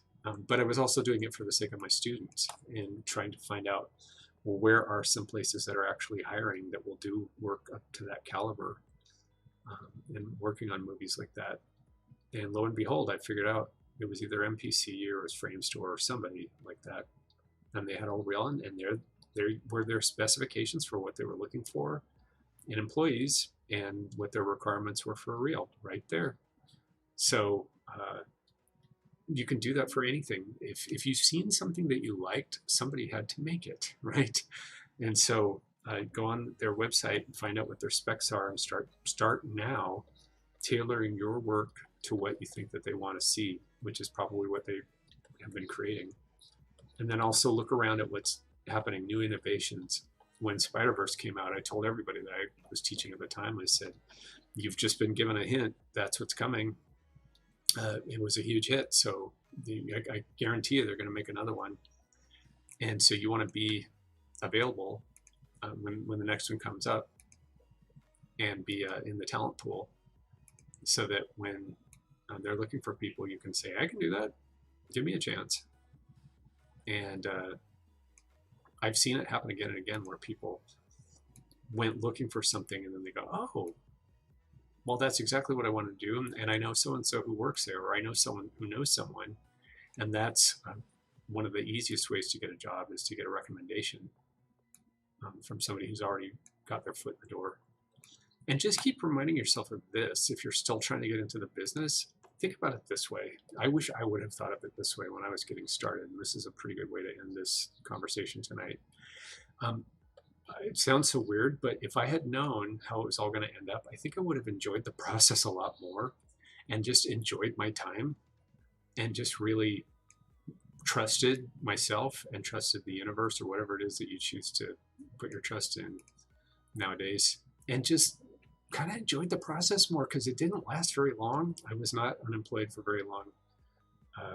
When I first moved to LA, I mean, I got a job within a month, and it probably wouldn't have taken that long if I'd have been a little braver, or had a cell phone, because I didn't even have an answering machine, as I said at the beginning of this Twitch stream, or at the beginning of this stream. And nowadays, we don't have to worry about that stuff. But I really, looking back, it didn't take as long as I thought it was going to take. And so I really wish that I would have enjoyed the process a lot more, and trusted a lot more that things were going to be okay, because I was just panic stricken and just scared to death. But that fear got me to do things, so it wasn't all bad. And again, it didn't take very long. It didn't last very long. And then I worked steadily for the next 20 years. And you never have that time again where you're just like, your career could go any direction that you want it. So enjoy the process, and think about how lucky you are that you're even in the running for some of these things. And understand that if you could project yourself into the future, you'd see that one day you're going to be right exactly where you wanted to be. And it was only a matter of time and working hard and practice. What else are you going to do with your time? Is there just not enough TV? You just haven't seen enough TV. You haven't played enough games. You haven't spent enough time laying in bed reading a book, or whatever. I'm not disparaging any of those things. I'm just saying, you get one whack at this where you're the new person on the block. Take it, embrace it, have fun with it, and know it's not going to last that long. So whatever it is, one way or another, it's going to end. Either you're never ever going to be employed, which is unlikely. You're never ever going to get the dream job you always dream. Well, everybody wanted to be Steven Spielberg when I was starting out. None of us ended up being Steven Spielberg, but a lot of us fell along the wayside in pretty cool places. So just enjoy this time when you're uncertain about what's going to happen. I know that sounds weird, and it's easy for me to say because I already know how my story went. But hey, I got laid off three times officially, where I was basically told, you have no job, and good luck. And I was scared. Anybody would be scared. But by the second or third time it happened, I was a lot more confident that I was gonna. Well, I had a resume by then. If there was work, I knew I could probably get it. But I was a lot more kind to myself, and I didn't beat myself up for not getting everything that I wanted right out of the gate. And I enjoyed the time in between. I said, well, now I have time to practice my skills and draw and get sharp again, and fall in love with what I do again. Because sometimes when you're working really hard, you fall out of love with what you do. And it's important to not lose that, to keep that part of you that just loves creating. So enjoy the process. So Sean, oh, cool. Nice comment. Okay, so what do you got? Feeling part of that though. Will I get a job? Oh, good. Sean. It's good to hear that, because it is the truth. And I always say this, that, you know, project yourself into the future. You're going to look back on this time and you're going to be so sort of like, oh, you know, if I'd have only known, I wouldn't have worried a minute, because now that I'm here, where I ended up, wherever that is, now that I'm here, I know how the story ends, and I know that the ending is a good one, so I can trust in that. And if I'd known, like I said, I probably would have enjoyed my time better and not wasted it worrying so much. Granted, you know, no one can see into the future. Do I know? Does anybody know if you're going to get what you want? Probably not, but you're going to get something. You know, or not, probably not, we don't know, but you're going to get something. And the more determined you are, the more stubborn you are, the more you continue to do what you love and love what you do, the more likely it is that someday, somehow, it's going to end up paying off in being that thing that you set out to do in the first place. I've just seen it too many times not to believe it. And so I say that with full confidence, that it starts with, you just are absolutely not going to take no for an answer, and just keep applying yourself. You know, there is that thing of actors I know, they say, I'm going to give it 2 years or 3 years or whatever. And by the time I hit 40, if it hasn't happened for me, then I'm not going to do it. I would ask at that point, well, what do you mean by it happening? Well, what is your measure of success? And so one person who was clearly not, one person told me, well, my goal is to be Bruce Willis, because he had done one of those films where he's in my brain. When I'm doing 13 things at once, sometimes I forget the names and stuff. So the movies where he's in the building and he's running around, bombs are exploding, he's got to solve something or other. I liked them when they came out, but that's like 30 years ago. But anyway, this actor wanted to be Bruce Willis and be an action film star. Yes, Die Hard. Thank you. Thanks, Sean. And I looked at him and I was like, there is no way that you will ever be Bruce Willis. Now, he could have proved me wrong, but he said, if I don't make it by the time I'm 40, then I'm out of here, or 3 years or whatever it was, or both.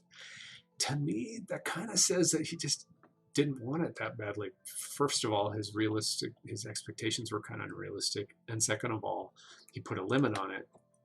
His partner, he starred in my short film, and the person that he starred in the film with, the actress, she's still working today, and she's worked in films, she's worked on stage, she's done commercials, but she works, and she never, to the best of my knowledge, said, oh, I'm going to quit if it doesn't go my way.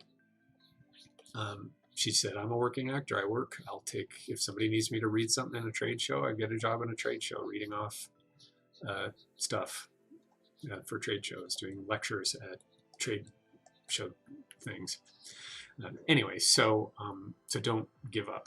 Don't let anybody dissuade you. She's also very stubborn, but I think that's what it takes. A little stubbornness, a little naivete, and then a lot of perseverance and a lot of love for what it is that you do. And as I've said many times, if you're doing what you love and you love what you do, and then they pay you for it, you've just found the secret to happiness. But in realistic terms, to be a working artist, you know, is to accept that you're not always going to be able to be paid for what you do. That it's touch and go sometimes in the world of entertainment, creative arts, business that is art and entertainment. And so factor that into your dream and go, okay, well, what happens when I'm not working? Well, I've saved up all this money, or done, you know, work on the side. I do car detailing, or I'm a mechanic. And then when my real job comes up, I can put those things away and I can actually work doing what I love. You know, I told people when they were doing Princess and the Frog, it's like, that is not a career at that point. You waited however many years to do another film. That's called a hobby. That's a paid hobby that you're doing. They all told me to shut up, and rightfully so. And they're like, this is what I do for a living. This is my career, my career choice. And like, the fact that I didn't get to do it for 7 years or whatever, but it's still what I am and what I do for a living. Hey, good for them. I'm not going to disparage anybody who has that much passion for what they do. But for the rest of us mere mortals, it's like, well, I'm no friend of poverty. I'm not very good at it. And so I've always found ways to make ends meet and do what I love on the side. So we're just about out of time here. I got about 4 minutes. I think what I'm going to do now is just stop this and show you what I've been working on all this time. one last time if anybody's interested. First, I'll show you the key pass that I was working on. So I'll just click through the keys first, and then I'll play it. So you can see that these are just some of the drawings that I was doing tonight, just fleshing out a scene that I did originally many, many years ago, and I'm going to clean it up theoretically and make it look really pretty. So by next week, a lot of these drawings will be done, and I'll probably be doing cleanup again. Not the most exciting thing to watch, but an intrinsic part of the process. And then I'll play it. So this is the key pass, the block, which was based on Mickey Mouse and Avatar from Wizards. And now I will play the original scene. Just do a quick play of that, so you can see that this is what it looks like. Actually, let me turn it up so you can actually see it at full opacity. It's at 50% opacity right now. So I'll go back to scene, and now I'll play it with all the levels. Now you can see that there's a little fairy there, and he's going to do magic. So it's already been fleshed out in rough animation form, but I'm cleaning it up, making it better, and then I'm going to do a full cleanup pass of this and do a nice background, because it's 70 frames. I think I can, 80 frames. I think I can handle that. And it was originally based on Mickey Mouse, Avatar, and then the idea of Avatar with fairies and pixies. And so that's kind of what I used for inspiration for this. As always, it's been my pleasure. Depending on who showed up, it's probably only been my pleasure. It's been my pleasure, and hope that you enjoyed this. Hope you got something out of it. I'm here every week, 8 to 10 p.m. Pacific time. Check out, well, thank you, Sean. Thanks for showing up. And you can check out the links based on whichever platform you're watching this, Facebook, Twitter, YouTube, Periscope. Check it out if you want to see more of my streams, more of the other mentor streams. And great, I'd love to see you next time, Sean. I appreciate it. Appreciate the audience. But check out the other CG Spectrum streams. Check out the school at cgspectrum.com, and have a great week, and hope to see you next time. And check out the recording of the video if you want to also. Take care and be well.